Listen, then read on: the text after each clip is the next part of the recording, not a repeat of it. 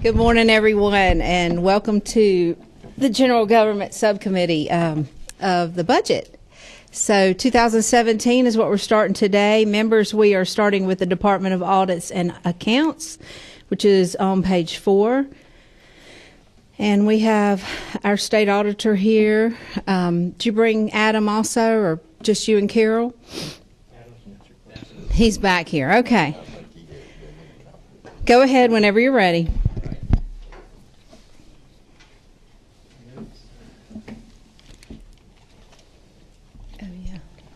It should be on. There we go. All right, good morning, Madam Chairman and members of the committee. With me today is Carol Schwinney, our Director of Administration, and we're here to talk about our 17 requests and answer any questions you might have.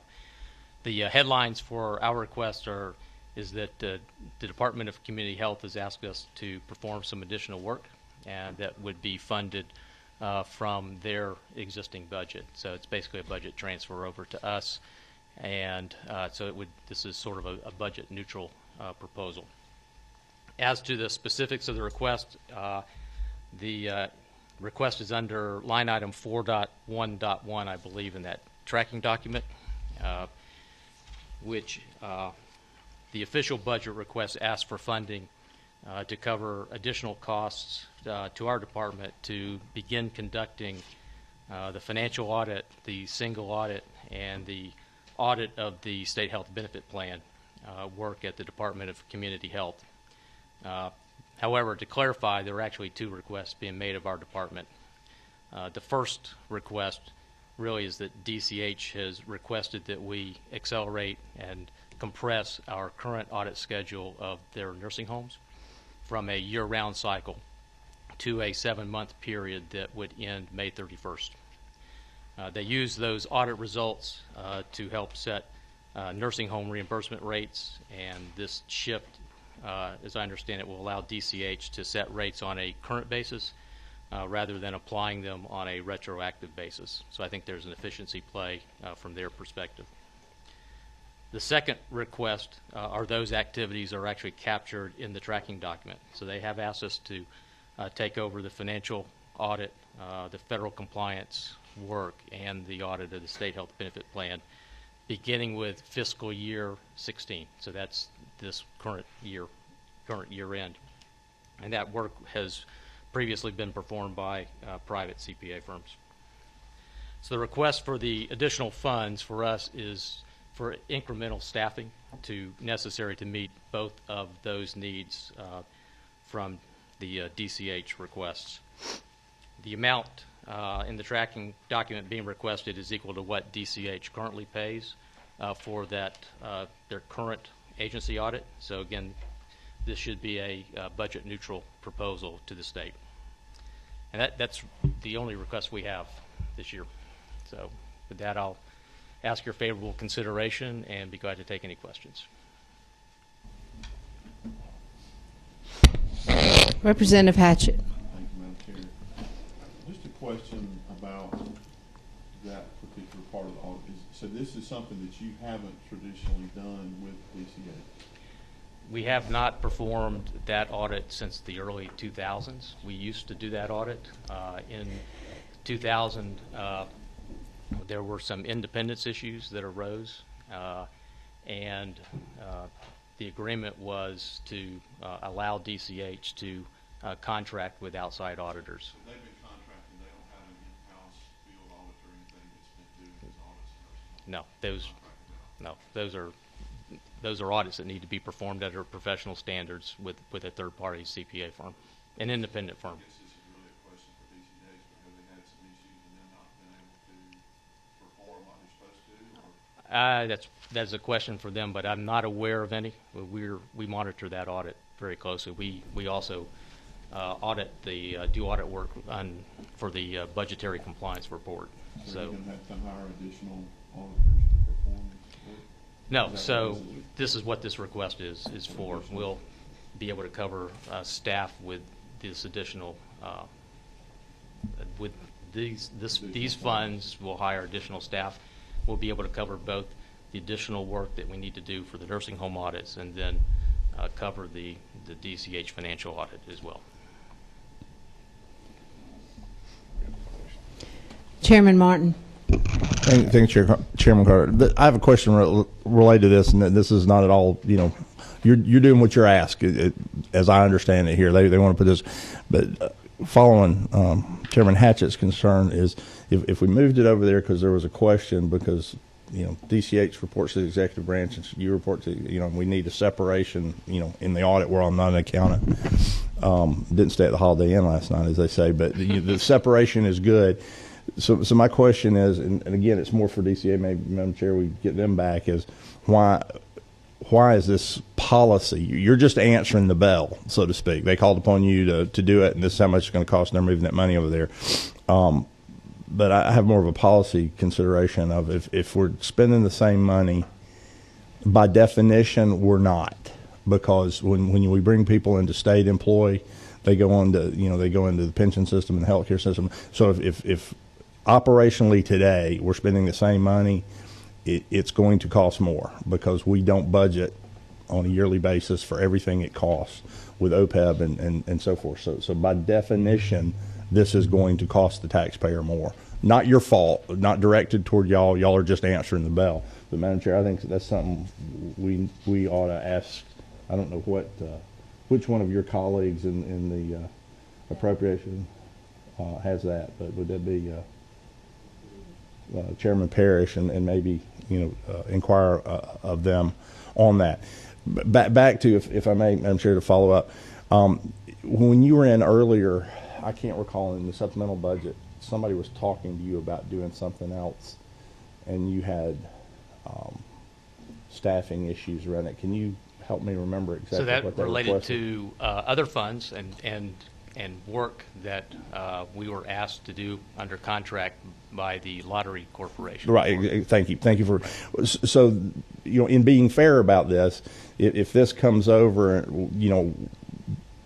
does this amount cover the people? Would they be 100% busy, or would you be able to do that? So, I guess I'm asking the question: is there some economics of scale that we don't see if we're just pointing at this particular request that we might be getting otherwise? So, not being as negative on the policy, but asking you for that information. If we that can in fact provide is. that information, but yes, we will. The way we can cover both is we actually will maximize utilization of resources throughout the department. So they'll either work on these nursing home audits and then turn around and work on the audit of the DCH audit. So there is a maximizing and keeping the workforce fully utilized. I don't suppose you're aware of which lines in the DCH budget this is coming out of. I don't. I'm not sure they actually took it out of their budget, to be honest. The thick buttons. Representative Dickey. Well, thank you. I'm trying to understand this a little bit too. Maybe Chairman Martin knows, but so DCH went out to bid, do you think, for this, and y'all gave them a firm price on it, or and they took lowest, or what? Well, what's the process? Again, by law, we're supposed to audit all state agencies and institutions. Okay. Back in the 2000s, it was determined that the audit department had a couple issues that impaired their independence. So the decision at that time was made, we elected to allow DCH to, if you will, go off the reservation and hire an outside CPA firm. Those independence issues no longer exist. One of those was that the Department of Audits, and this is back in the early 2000s, they were actually performing the internal audit role at DCH, and that is clearly an independence issue under accounting and professional standards. So, again, it was determined back in those days to allow DCH to contract with another firm.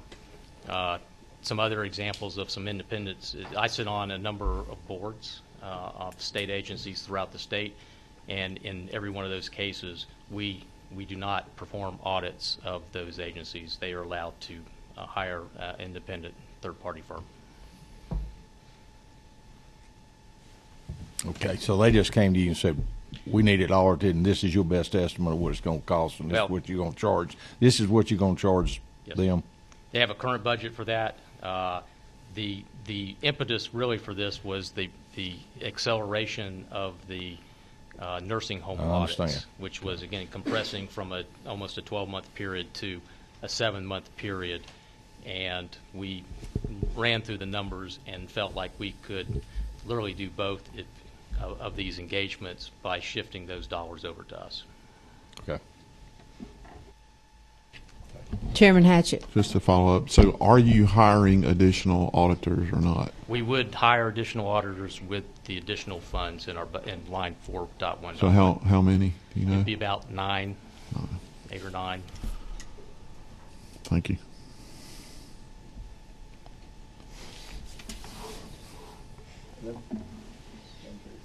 So that's a fully loaded cost of them. Yes, it is. Absolutely. Healthcare space. Yes. Yes, sir. All right. Any other questions? Thank you. Thank you. I mean, they were spending it for that third party. All right. Next up, we have State Properties and Georgia Building Authority. Mr. Stansel had an emergency, so he will not be here with us. Marvin, if you will come on up and introduce yourself and tell us who's with you, and please proceed forward. And we are on page 19, members.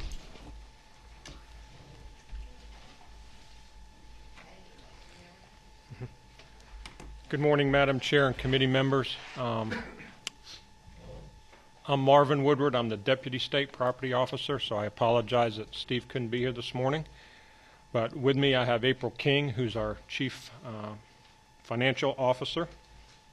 And I want to spend a little bit of time describing how we're organized. Steve is the State Property Officer, so therefore he's responsible for 3 different state agencies: the Georgia State Financing and Investment Commission, the Georgia Building Authority, and the State Property Commission. I serve in 2 roles as the Deputy State Property Officer, and I also manage the day-to-day operations of the Georgia State Financing and Investment Commission, which sells bonds and oversees the construction of those bonds.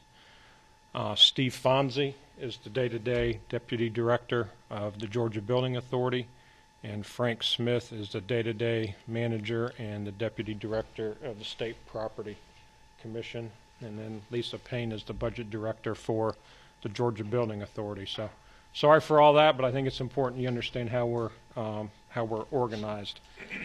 I'm going to first start with the State Property Commission and realize that the Georgia Building Authority is administratively attached to the State Property Commission.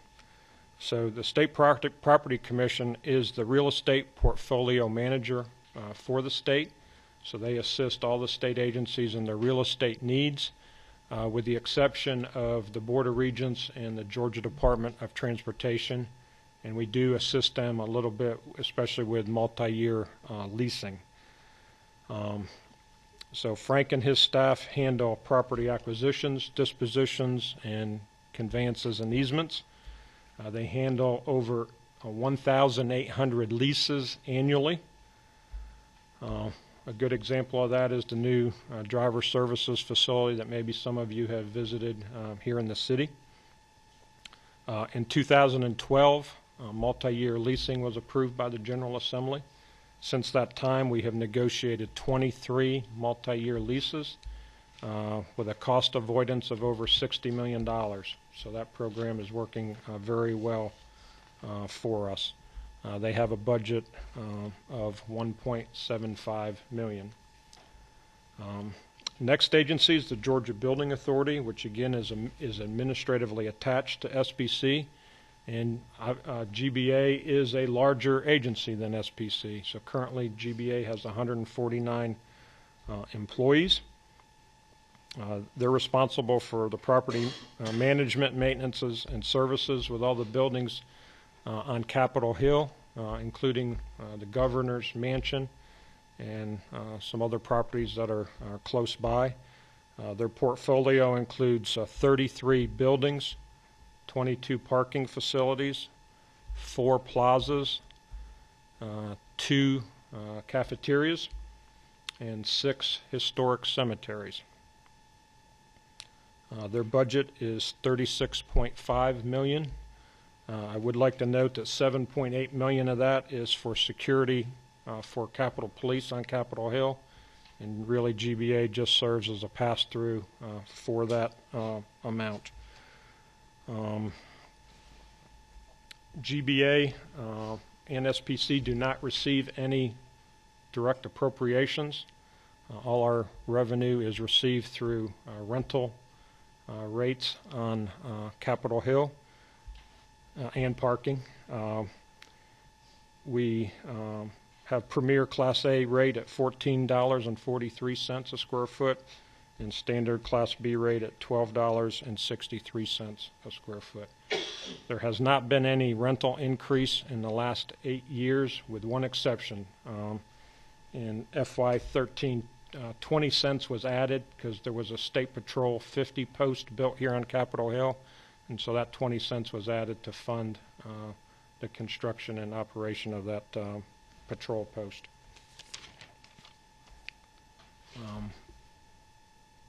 Another point I'd like to make is I think GBA does a very good job being cost efficient. We track ourselves against other governmental agencies.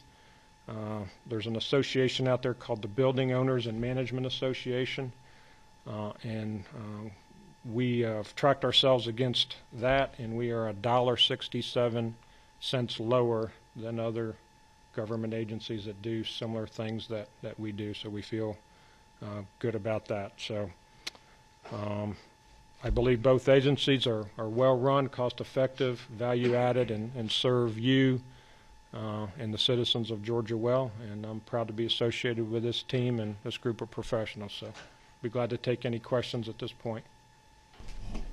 Chairman Martin. Thank you. Tell me, I have a more general question, but you said except for 20 cents was added because of the state, 20 cents was added to what? The rental rates for square foot. For what building? Okay, this brings, and this is not your fault, but this brings a point, Madam Chair. This brings a point, and I think we talked about it last year, and I'm get this to a question, but I want to get this out. So basically, we built a state patrol post on Capitol Hill, and rather than budget for GSP to do that, we added 20 cents to everybody's rent. So if the Department of Community Health is renting office space from you, we budgeted some money to them that paid for a state patrol building. Not these folks' fault, but this is, in my opinion, a convoluted way to pay for things. I don't. Well, I'll just leave it at that. In my opinion, it's a convoluted way because what we did is we distributed the cost of that state patrol post, which I believe was needed. I don't question. But it should have just been budgeted because we now have agencies that had nothing to do with that state patrol post. You know, monies that arguably might have been federally attached that are paying additional rent to pay for a state patrol post. So thank you for offering that because I thought maybe for a building or whatever, but you just to cover the cost of it. And further is that's the cost of that rent, 20 cents a foot for all the buildings forever. For a finite construction project. That seems a little strange to me. Now, it may roll. It was not for the construction project. It was for the operation of Post 50, which helps fund Capitol Police. The Georgia Building Authority is the mechanism of funding Capitol Police through our rental collection. Okay, fair enough. So it's an ongoing expense, so it's ongoing. All right.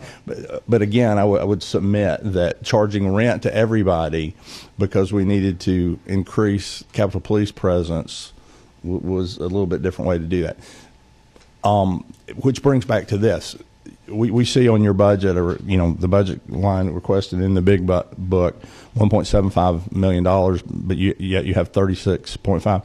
Didn't we talk about last year getting an income and expense statement from you guys of where the rent's coming from, and where it's going, so that we could look and see if there were any of these other if you will, anomalies. And again, not question, your delivery, but. I believe we presented that to the chair at the time. Okay, no, I was just wondering to go with it for the current year. I just didn't know if you had that to do that. Yeah. Information for you. Thank you. Chairman Hatchett. No, that was it. Okay. Any other questions? Thank you. All right, thank you.